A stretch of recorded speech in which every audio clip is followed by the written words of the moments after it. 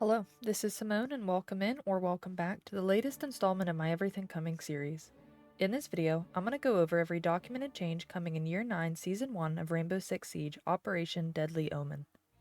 I designed these videos to be fully listenable, but there will be supplemental materials on the screen as well.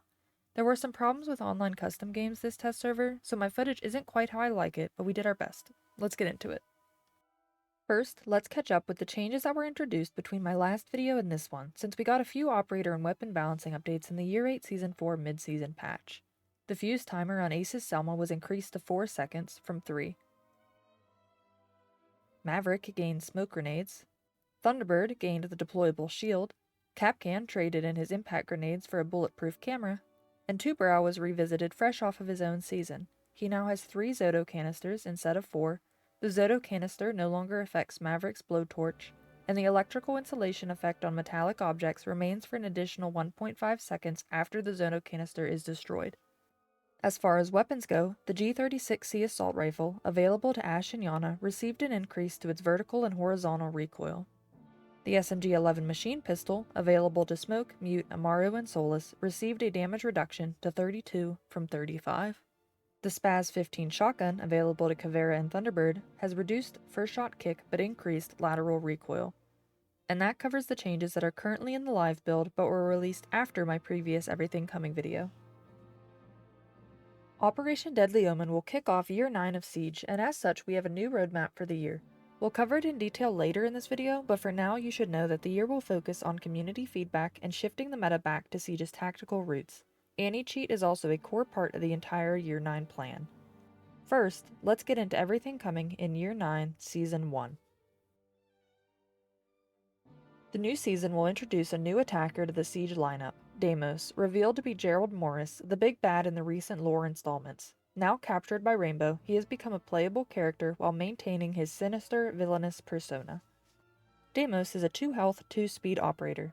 For primaries, he can bring the AK-74M assault rifle, previously only available to Nomad, or he can bring the M59OA1 shotgun, favored by the SAS operators and Warden.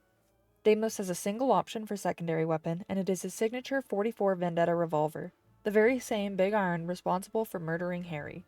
This weapon is equipped with a non-optional custom 1x sight, but is capable of two-shotting just about anyone and boasts very high destruction and mobility. For secondary gadgets, Deimos can bring 2 frag grenades or 2 hard breach charges. Deimos' unique gadget is called the Deathmark Tracker. He utilizes these small, speedy flying probes to hunt down the opposition by initiating a hunt.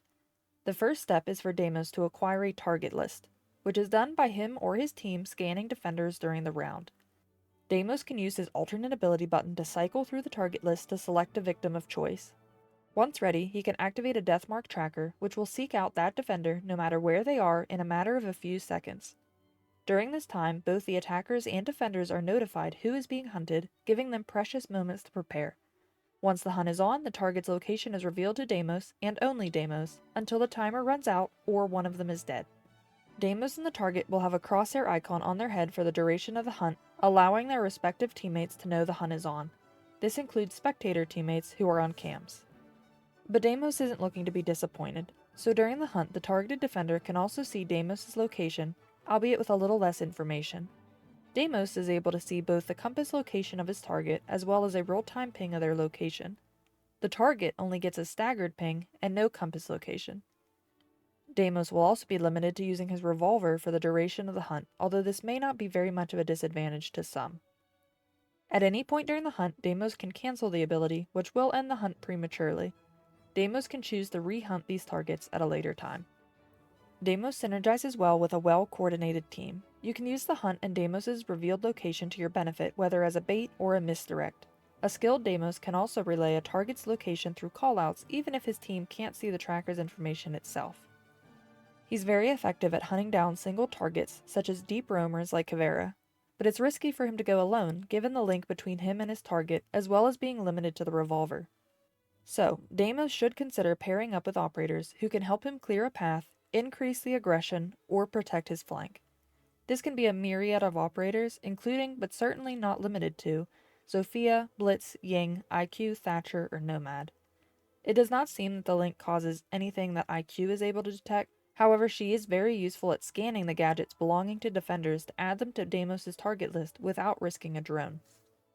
Much like with the synergies, the defense can capitalize on good communication and coordination to counter Deimos and his hunt. The defender team is notified who is being targeted, and the target can relay to their team where Deimos is. If Deimos isn't alone, this can provide a good idea of where the attack may be pushing from. Trap operators like Capcan or flanking can punish a tunnel vision Deimos who is focused more on his target than his surroundings. If Deimos is solo pushing, his ability to deal with extra utility with only his revolver is severely impacted. It's also possible to hide or avoid the deathmark trackers altogether.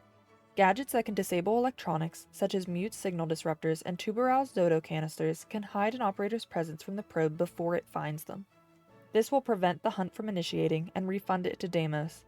If you're already located, these devices can still help by blocking that link, but if the disabling effect ends before the deathmark does, the tracking will pick back up right where it left off.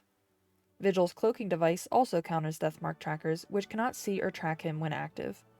You can also hit Deimos with an EMP blast from a bulletproof camera to temporarily disrupt his use of the tracker and the link. It doesn't appear that Solus can see Deimos when his gadget is active. Deimos will start the round with 0 deathmarks and will receive up to 3 during the round. They will be charged at a rate of 1 deathmark every 20 seconds. This is similar to how Legion's goo mines charge up, albeit at a different rate. Some other timings to keep in mind are it takes about 2 seconds to activate a deathmark, and it takes the probe about 3 to 5 seconds to find the target. The hunt will last a maximum of 15 seconds, so make good use of it. When a hunt ends, or if you cancel it, there's a 10-second cooldown before you can activate a new probe, regardless if you have one charged up or not. His operator specialties are intel and map control, since his gadget is a great way to flush out single targets or get information on the location of a specific defender, even if you choose not to pursue eliminating them. He's a high-risk, high-reward operator, similar to Caveira, and while I think his ranked presence will be limited on niche situational stack decisions, I do think he's a very fun operator who will see a lot of play in the casual modes. That being said, he will be a force to be reckoned with on coordinated and aggressive teams. Deimos will be exempt from operator bans during the first 2 weeks of the season. On top of the new attacker Deimos, we will be receiving updates to 2 operators and an entire class of operator, the users of ballistic shields. The revamped shield mechanic was released in beta in the Year 8 Season 4 lab server and is now primed for live release. The current state of shields in Siege is a frustrating one, with lucky hipfire headshots, and generally they're just unfun to play against. The reworked mechanic aims to ensure that shield play prioritizes a defensive playstyle and requires sacrifice for offensive playstyle. Right now this rework affects the ballistic shields, which are carried by Blitz and Fuse, as well as Montaigne when his shield is not extended. The revamped mechanic has added, changed, and removed a variety of fundamental abilities available to ballistic shields. To start, the shield stays in front. Whether you're sprinting, throwing a gadget, triggering a detonator, or reloading, which will trigger automatically on empty, your shield always remains in front of you and you can perform those actions with relative safety in the sense that your head will be protected. Your shield is put on your back when you throw out a drone or are droning. There are bits of your limbs that may stick out during various animations, so do exercise caution.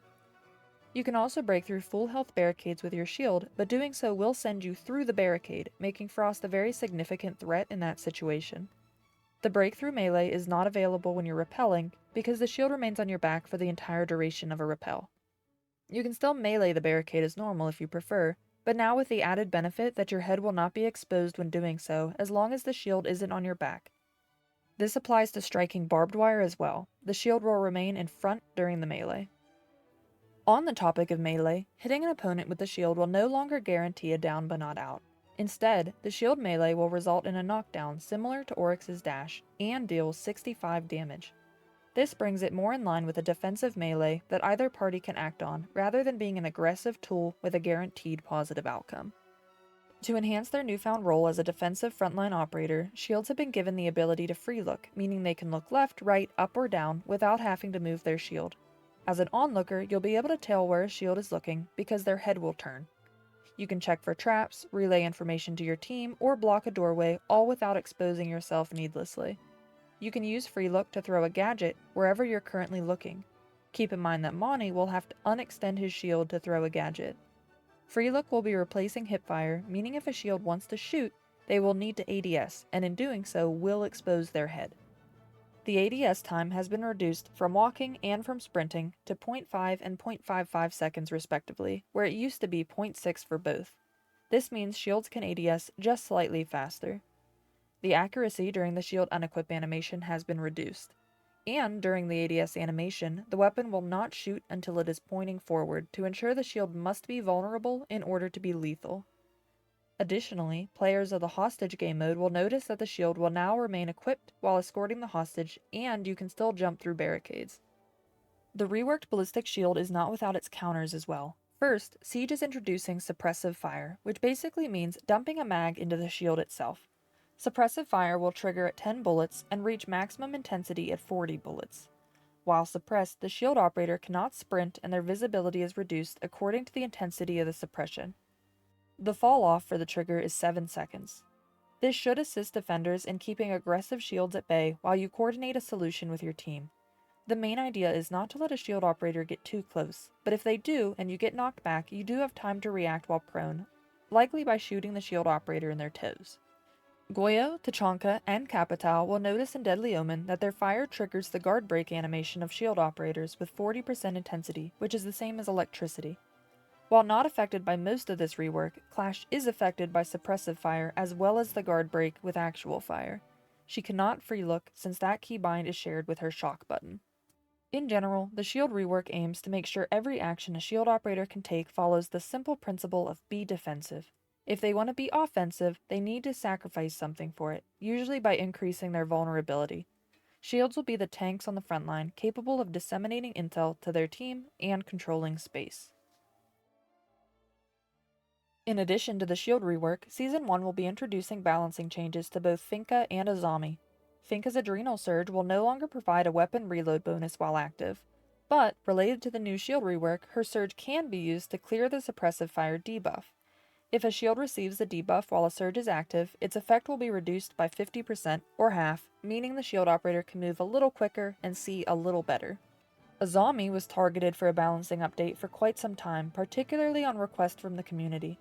Her ability to reshape a map and deploy versatile, bulletproof utility from a distance created many frustrating and oppressive situations for the attack, as well as significantly affected the explosives economy.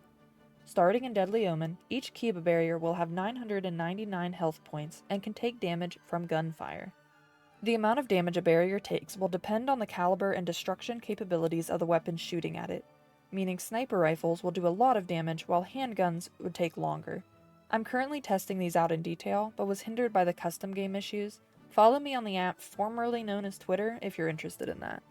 Right now, we know that the following weapons take this many bullets to destroy a single, full-health Kiba barrier, at least from a distance of less than 10 meters. The SMG-12 machine pistol takes about 73, the 9x19 VSN SMG takes 59, the K1A SMG takes 49, the 5.56 XIAR takes 36, the Deagle takes 24, the ACS-12 slug shotgun takes 13, the 417 DMR takes 11, and the Supernova shotgun takes 3. From this, we can mildly correlate the relationship between powerful weapon classes and/or high destruction output, lending to less bullets required. But from what I can tell, the caliber comment doesn't quite hold water.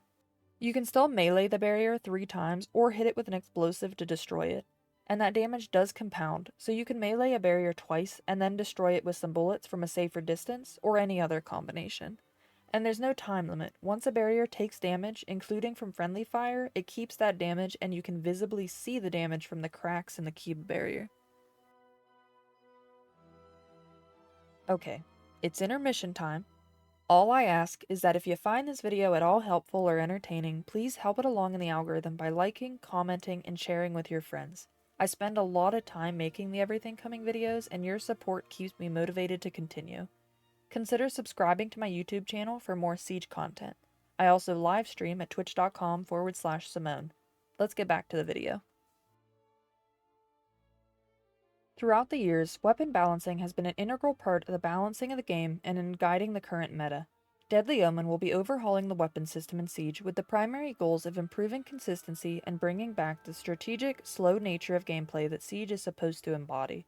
All weapons are assigned a weapon class, such as submachine gun, light machine gun, assault rifle, marksman rifle, handgun, shotgun, or machine pistol. Deadly Omen will be adding classes for revolver, sniper rifle, and slug shotgun. The behavior of weapons has been normalized and standardized based on class. For example, there are no more weapons who dip a little into two categories, such as the Commando 9, which is now fully classified as an assault rifle. These standardized behaviors include bullet travel distance, damage falloff, and ADS and hipfire mechanics. In general, Season 1 will be slowing down ADS, or aim down sights, which is the time it takes you to take your gun from your hip to a fully scoped-in state. The curve transitions have been simplified and categorized into 3 typologies. The fast category will see the quickest ADS times and includes the handgun, revolver, and shotgun weapon classes. Medium will include the marksman rifles and sniper rifles. Slow will take the longest time to ADS and includes the weapon classes for machine pistols, submachine guns, assault rifles, light machine guns, and slug shotguns. ADS speeds from the idle and walk stances have been generally reduced from between 40 to 120 or more milliseconds based on the weapon. The ADS speed from sprint have also been reduced to the same proportions. Launchers are similarly affected by ADS changes, and their speed will depend on their type of sight. In general, these changes to the ADS mechanics will give an advantage to those who can hold an angle or peek with good judgment. The precision from hipfire, which is the accuracy of shots while going from hipfire to ADS, has been similarly simplified into 3 typologies determined by weapon class. The first is fast, which will have the most precision gain during the initial part of the transition, meaning you can shoot with relatively good accuracy during the aiming animation. Medium will increase at a constant pace. Slow will be the inverse of fast, where the most precision is gained during the final part of the transition. The documentation wasn't clear, but I assume the typologies here correlate to their ADS speed reductions. For example, SMGs will be fast, and LMGs will be slow. The LMG weapon class as a whole will be receiving a balancing update in Season 1, with a mixture of buffs and nerfs to try and solidify LMGs as a viable weapon, but one for support more than entry. Operators who have an LMG equipped will experience a movement speed penalty of 10%. The recoil of every LMG was revisited to make them easier to control. You can expect something in between what we had in Year 7 and the nerf that made LMGs basically fall off the pick rate. Here are some specific examples of LMGs whose recoil has been adjusted on both PC and console. Ram and Zofia's LMGE will have reduced first kick, vertical recoil, and the recoil will have sustained stability during prolonged fire. Both Finka and Fuse's 6P41 will have all the same improvements, plus reduced lateral recoil. Capital's M249 will have the same. Gridlock's M249 Saw will see reduced first kick, reduced lateral recoil, and the sustained stability. And IQ and Amara's G8A1 will have reduced vertical recoil and the improved stability. Weapon attachments are getting completely overhauled in Deadly Omen. Let's start with the optics, or scopes, or sights if you prefer. The current optics in the game are the Universal 1X, the 1.5X, the 2X, the 2.5X, and the 3X, not including special scopes on special guns. In Deadly Omen, there will be 4 optic categories: iron sights, Universal 1X, magnified 2.5X, and telescopic 3.5X. Both the 1.5X and the 2X will have gone the way of the dodo bird, which is to say, they will be no more. You will be able to find the 1.5 casing and reticle in the magnified category though, with a 2.5 zoom. Each optic category will come with unique bonuses.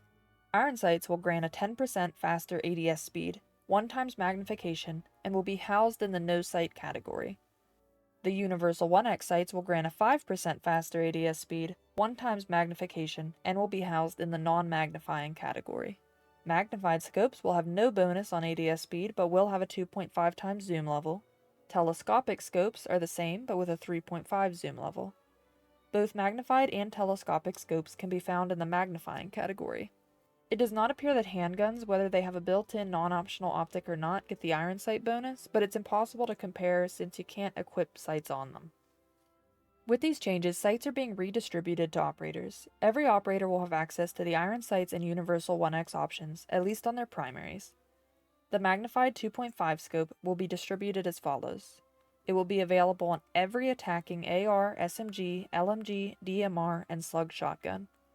It will also be available on every slug shotgun and DMR on defense, including the ACS-12, AR-15, Boss G, Mark 14, and TCS G12. A very limited number of defenders will have access to the 2.5 on their SMGs. These include Frost's 9mm C1, Tachanka's 9x19 VSN, Wamai's MP5K, Doc Malusi and Rook's MP5, Castle's M45, and Goya's Vector. Briefly, Mozzie's P10 Roni and Thorn's Uzi K also had access to the 2.5, but they were removed during the test server, which I assume will carry over to the live build. The telescopic 3.5x scope will be available on every attacking DMR and nowhere else. The reticles on various sites have been balanced as well. The middle dot size has been increased on some of the more popular reticles, the Hollow A, Hollow C, Red Dot C, and Magnified A. The middle dot size has been reduced on the Hollow B and the Magnified C. Optics aren't the only weapon attachments getting updated in Season 1. Due to the changes to ADS, the underbarrel laser attachment has been changed to provide a 10% ADS speed bonus, although the reveal said 15%. The hipfire accuracy bonus has been removed, so consider removing it from your shotgun lineup, as shotguns already have the fastest innate ADS time. Equipping the laser can assist in quicker TDM type play, but at the sacrifice of it possibly giving away your location. The grip attachments are also getting revamped in Deadly Omen. Formerly, the angled grip provided an ADS speed bonus, which is now redundant, so in the new season it will instead grant a 20% reload speed bonus. The vertical grip will still reduce recoil, but by 5% less than it did before. The reveal said it would now be 15%, but the patch notes say 20%.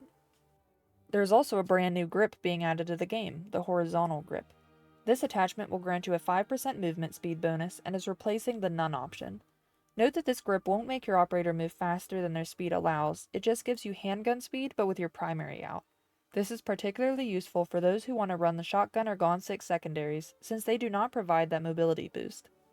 Also note that the weapon must have the grip category to receive any bonus. For example, the F2 can't have the horizontal grip bonus because the F2 has no grips available. I assume the same logic applied to the handguns and sight bonuses. These changes combine to indirectly balance the suppressor and extended barrel attachments by making the associated recoil a riskier but deliberate choice.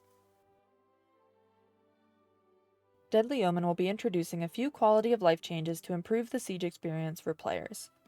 First, there is a new optional setting called Visible Throw Trajectory in the General Settings tab, which can be toggled on or off and provides pre-visualization of throwables in-game. This means when you quickly go to throw a gadget, you will see a trail depicting its path if you were to release it, and if you pause, you can see a completed arc. This can be used to increase your confidence and reduce frustrations, like your nitro cell getting stuck on a piece of wood or window frame.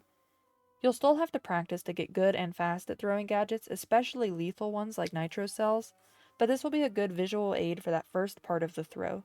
You cannot see the arc through surfaces like walls. Rappelling is a unique feature in Siege, and Deadly Omen aims to improve this experience by making it more responsive, intuitive, and snappy. Both the approach and exit have been improved, as well as the motion capture, so it both looks and feels how it should. Gadget pickup has also been improved so that it's more permissive and hopefully less frustrating. The animation when you jump through a weak barricade has been updated to more realistically depict yeeting yourself through wood panels. Year 9 as a whole is shaping up to be a big year for anti-cheat and player protection in Siege, and Season 1 aims to kick that off with a bang. Data bans are coming back better than ever with a brand new model that is based on machine learning in order to detect and act on cheaters better than ever. The model will have a conservative threshold to ensure fair and regular players are not impacted, but overall the system aims to clean up matches in a proactive way. More will come throughout the year. Additional ranked restrictions will also be coming in Deadly Omen, targeting new and returning players to ensure that your matches have reasonably reliable teammates. Siege is a constantly evolving game with consistent delivery of new operators and balancing updates on top of a periodically shifting meta, and it's very easy to fall out of the loop. It is frustrating to play ranked with someone who just simply doesn't know what's going on. To alleviate this frustration, new players, which are players who haven't played before Deadly Omen, will need to reach clearance level 50 and have unlocked 10 attackers and 10 defenders in order to unlock the ranked playlist. This will not affect players who already have access to ranked. In addition, there's a new status for inactive players. These are players who haven't played any regular PvP matches for the duration of one season. Inactive players will need to rediscover the game by winning 5 quick match or standard games before they'll be permitted to jump back into ranked. On the topic of ranked, players will notice an additional reward starting in Season 1, granted to players who reach Gold 1. In Deadly Omen, this exclusive ranked reward will be a headgear for Thermite and will be received at the end of the season with the rest of the ranked rewards. In my last section for Deadly Omen, let's talk about some miscellaneous updates coming to the menu and game modes in Season 1. A new cosmetic inventory system is coming to the menu called the Locker. It will provide a comprehensive way of browsing all of your in-game cosmetics, including packs, operator appearances, the operator showcase, weapon customization, and devices. Cosmetics in the Locker can be sorted by operator, rarity, name, or release to help you find what you're looking for quicker, and you can finally favorite items to ensure they always appear at the top and are easy to access. Additionally, the Locker will have a latest section that can track the last 50 cosmetics you received, whether that's from a pack or the store or anywhere. No more opening an alpha pack only to get into a game and never find out what you opened.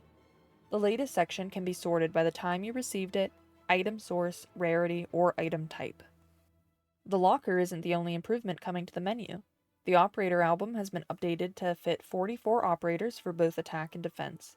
The album on the Operators tab can also be filtered to highlight operators based on their specialties, such as intel or map control. If you hover over an operator in the grid, a preview will display on the side that shows important information related to that operator. You'll also notice a new Bundles button on each operator that lets you quickly see the store bundles available to that operator. Deadly Omen isn't only bringing menu updates either. There are also updates coming to various training and arcade game modes. 5 new maps have been added to the Versus AI training playlist. The beginner setting for Versus AI will have access to Chalet and Oregon, as well as the original map Clubhouse. The advanced setting will have access to those 3 maps, as well as Cafe, Bank, and Consulate. The Defender AI have 2 more operators you can possibly play against, Malusi and Alibi. The player will have access to 6 more attackers to choose from, Ash, Buck, Finka, Yana, Jackal, and Lion. The AI models used in this playlist have also been improved to present more of a challenge and behave more similarly to real-life players. Similar to Versus AI, the map training playlist, which houses the landmark and target drills, is integrating 4 new maps into its lineup: Border, Coastline, Nighthaven Labs, and Skyscraper. The developers continue to add maps back into Quick Match as well, with their new and improved pre-setups. Deadly Omen will welcome back Border, Cafe, Canal, and Outback into the Quick Match map pool. Apart from map pool adjustments, the shooting range's Lane 3, or the aim lane, has been improved for a better user experience. For example, the program board has now been angled so you can see it well without needing to reposition.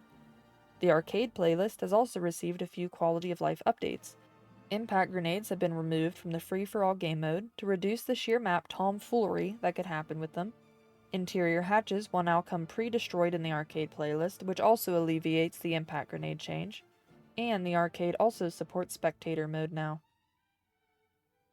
And that covers everything coming in the launch of Year 9 Season 1.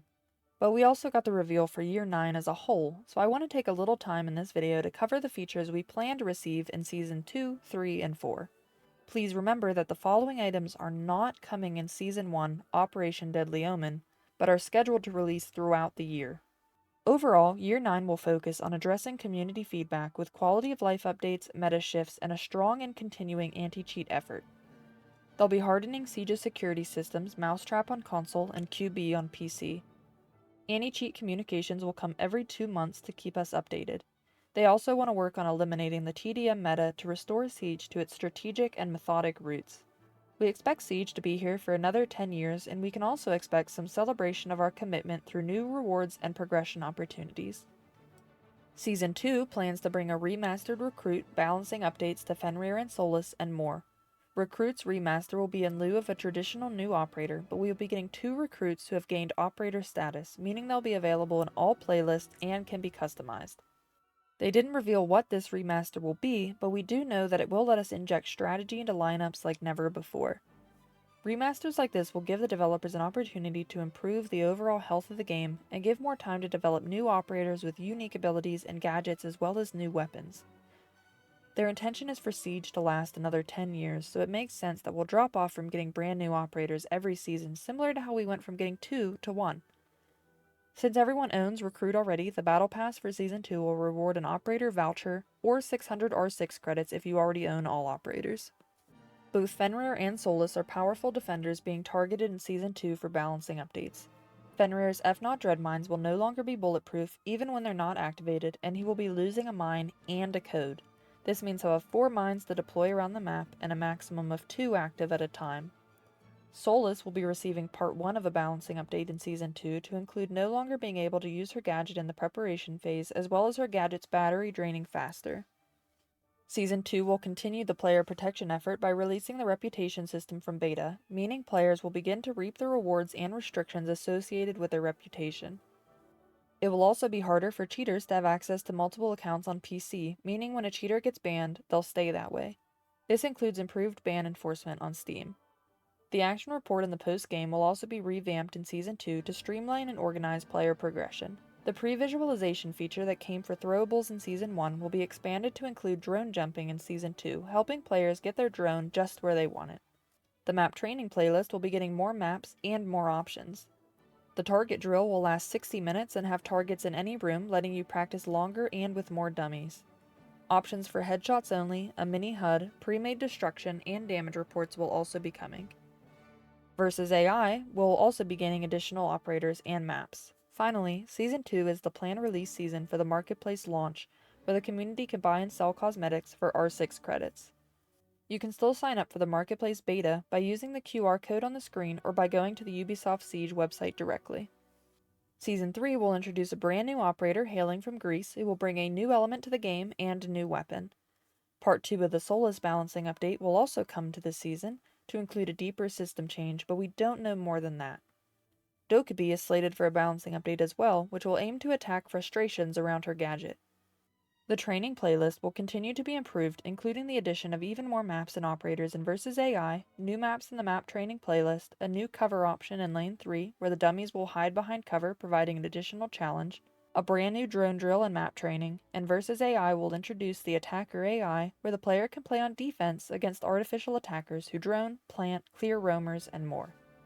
One of my personal favorite features to look forward to in Season 3 will be the ability to load into the shooting range while you matchmake. This includes while you matchmake for the Siege Cup, which is a time-gated tournament starting in Season 3 that will run every 2 weeks and contain specific rewards your stack can compete for. And if 1v1s are your flavor of competition, they will be added as a preset option in custom games, making it that much easier. Speaking of making things easier, the pre-visualization feature will be further expanded in Season 3 to include deployable gadgets like deployable shields, so you can get it set right the first time. Season 3 will also introduce a new cosmetic item for your operator portraits with badges which represent achievements you can earn and show off. The badges will be housed in a brand new area of the menu called the Career page that'll organize all your progression in the game.